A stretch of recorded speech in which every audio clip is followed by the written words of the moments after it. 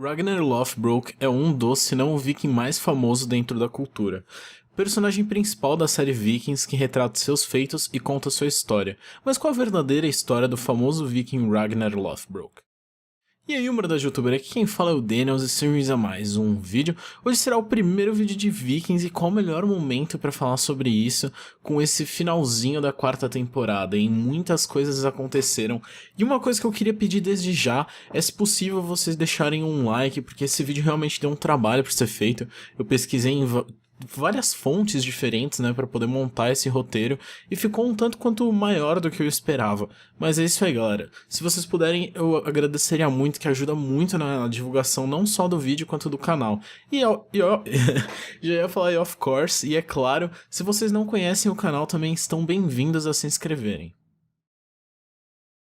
Antes de começar já a contar a história do lendário e mitológico Ragnar Lothbrok, eu gostaria de deixar algumas coisas bem claras para vocês. A história sempre é escrita pelos vencedores e nunca temos como saber realmente a verdadeira história da pessoa Ragnar. Muitos historiadores especializados na cultura nórdica não sabem dizer ao certo qual a sua história, já que ele foi uma figura tão lendária e muitos de seus feitos podem ter sido exagerados pelos escritores e também podem ter sido misturados com várias pessoas e atribuindo vários feitos de várias pessoas a uma única figura que foi o Ragnar Lothbrok, mas de fato ele existiu realmente. Não é exata a certeza de que tudo que eu irei contar, né, foi de fato feito pelo Ragnar, assim como alguns seus feitos em Vikings foram inventados pelo propósito da narrativa, ou alguns seus fatos foram feitos pelos seus filhos, sendo atribuídos na série Vikings a ele, como eu já vou falar mais pra frente. Um grande dilema é que aumenta a teoria de que o Ragnar na verdade não foi uma pessoa e sim uma junção de várias, pelo menos os seus feitos, é que existem duas mortes datadas para a figura do Ragnar. Algo que eu gostaria de falar também é que esse vídeo tecnicamente conterá spoilers de Vikings até onde a série está e provavelmente até onde ela caminhará, né, contando qual será, como que vai funcionar a série daqui pra frente. Mas como é algo histórico, eu acredito que muitos não irão reclamar, porque é como se reclamassem do spoiler de que o Pablo Escobar vai morrer em Narcos, entendeu? E que o Demolidor é cego, né, gente? Por favor, vamos pensar aí um pouco. Mas vamos começar primeiro com quem foram os pais do Ragnar. A primeira grande diferença da série com a vida real é que é datado que o Ragnar era filho de Sigurd Ring, um famoso rei da Suécia que conquistou a Dinamarca. Também é legal comentar que ele pertence à dinastia Yinglings, e eu gostaria de dizer já, se eu estiver pronunciando alguma coisa errada, me desculpem, tá? Eu não tenho costume com essas línguas aí, assim dizer. E já que, caso vocês não saibam, o segundo nome viking não é de fato um sobrenome de família.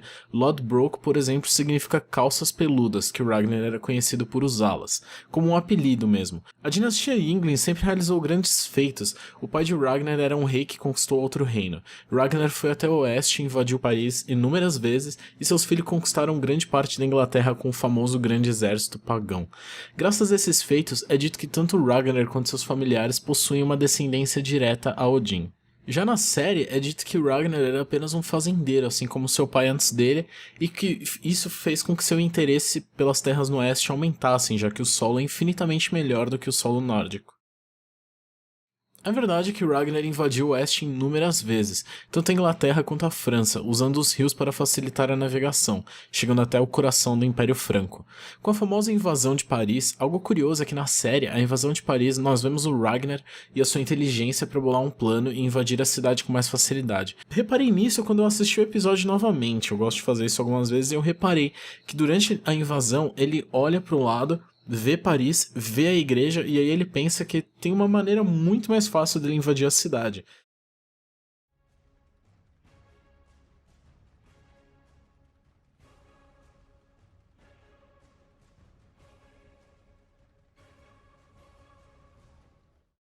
E como é que é? Com uma cerimônia. E ele sabe que como ele foi batizado em tal momento ali na série, que se ele tivesse pra morrer, iam querer enterrar ele. Então eu acho isso muito inteligente. Já na vida real, é relatado que esse feito foi na verdade de seu filho Bjorn. Fontes relatam também que a investida do Ragnar com sucesso no Império Franco foi no ano de 845. Ragnar e seus homens não haviam queimado nenhuma casa e haviam aceitado o suborno do rei Charles o Calvo, que pagou a eles em torno de 7.000 libras de prata. Ragnar comandou 5.000 homens pelo rio Siena, saqueando cada cidade que encontravam no caminho até chegarem em Paris no dia 25 de março, assim aceitando as 7.000 libras. Pela facilidade que foi receber o suborno e ainda saquear as cidades, Ragnar voltou inúmeras vezes para saqueá-las novamente. Ragnar era um gênio não só no combate, mas em suas estratégias também. Ele sempre preferia atracar as cidades nos domingos, pois as pessoas estariam na igreja, e também em datas festivas, pela falta de defesa que aqueles momentos teriam. Depois de Ragnar começar as invasões e conquistar cidades, ele nunca mais parou, sempre sendo ambicioso com tendências expansionistas, querendo levar o seu povo para essas novas terras. Tem até uma cena de Vikings que nós vemos o Ragnar conversando com o profeta sobre o seu futuro e o futuro de seus filhos, e ele pergunta se seus filhos seriam mais famosos do que ele. What will become of them? The sons of Ragnar Lothbrok will be spoken of as long as men have tongues to speak.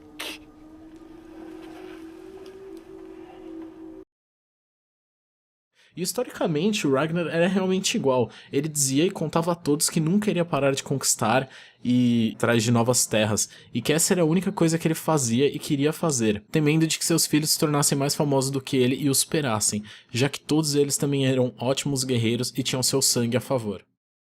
Diferente da série, Ragnar focou o Império Franco primeiro e depois partiu para a Inglaterra, mas foi quando ele voltou seus olhos para os britânicos que ele encontrou seu fim. Apesar da morte de Ragnar ter muita controvérsia, uns dizem que Ragnar morreu em uma combinação de cólera com ferimentos que sofreu durante a invasão de Paris. Já outra versão, também aceita e tomada como real na série, foi a morte de Ragnar por cobras. É dito que ele foi jogado no fosso de cobras pelo rei Eila de Northumbria. Ragnar lutou contra as cobras para ganhar o seu espaço em Valhalla, e antes de morrer, Ragnar clamou por vingança e pediu aos deuses que enviassem o pedido para seus filhos. O pedido logo depois não, alguns séculos depois, virou uma canção conhecida como Krakamú. Existem poucos momentos que me deixam emocionado em um seriado, como o casamento vermelho de Game of Thrones e a morte do Ragnar em Vikings, seguida de Odin aparecendo para cada filho de Ragnar. Eu acho que aquilo foi incrivelmente bem feito. Relatos dizem que Ragnar foi casado 3 vezes, primeiro com a Shield Maiden Lagertha, que todos nós conhecemos e amamos, uma nobre chamada Thora Bogerhort, e também com Oslog. Os filhos mais conhecidos de Ragnar e também o que são datados, porque é capaz que ele tenha alguns filhos bastardos por aí, eu não sei, né? Isso pode muito bem ter acontecido. Mas seus filhos mais famosos eram Bjorn Ironside, Ivar the Boneless, Sigurd Snake in the Eye, Ubba e Hivitsek Whiteshirt, que pode ter sido a mesma pessoa que Halfdan, que são ambos que eles nunca foram mencionados, né, juntos. A escrita sempre variava um pouco, e como eu acho que esses dois nomes começam com H, eu acho que isso pode ter sido muito erro, né, de história passada de tempo em tempo.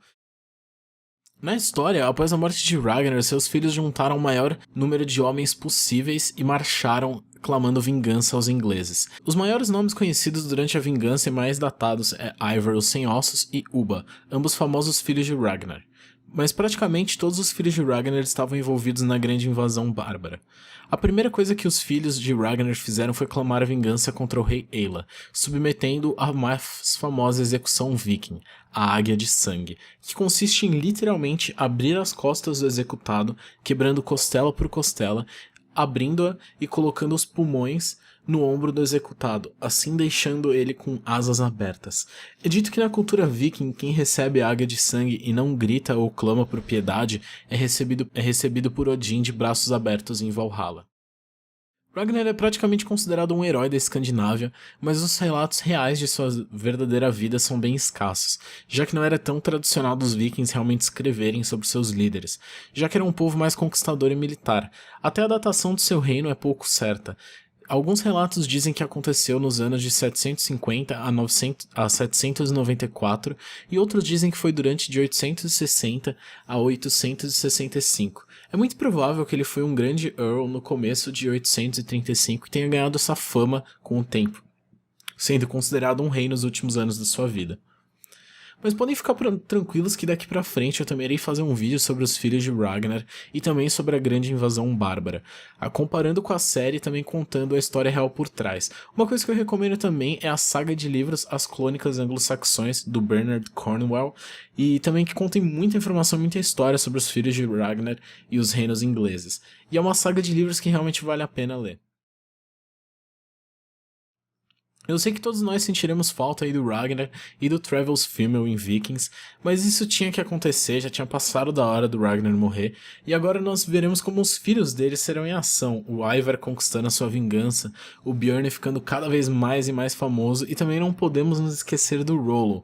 Vocês devem estar achando estranho não ter comentado sobre ele, mas a verdade é que o Rollo não é dito nem sequer uma vez como sendo o irmão legítimo do Ragnar. Isso foi apenas uma maneira que a série conseguiu de encaixar o personagem do Rollo, que também ficou muito conhecido por se tornar um duque na França, mas isso também ficará para outro vídeo. Eu espero que vocês tenham gostado, esse vídeo deu um trabalho para escrever. Se vocês ainda não deram like no vídeo, não se esqueçam que ajuda muito na divulgação do canal e a divulgação do vídeo. Se inscrevam aí também se vocês não são inscritos e comentem aí o que vocês acharam do Ragnar em Vikings e sobre o verdadeiro Ragnar.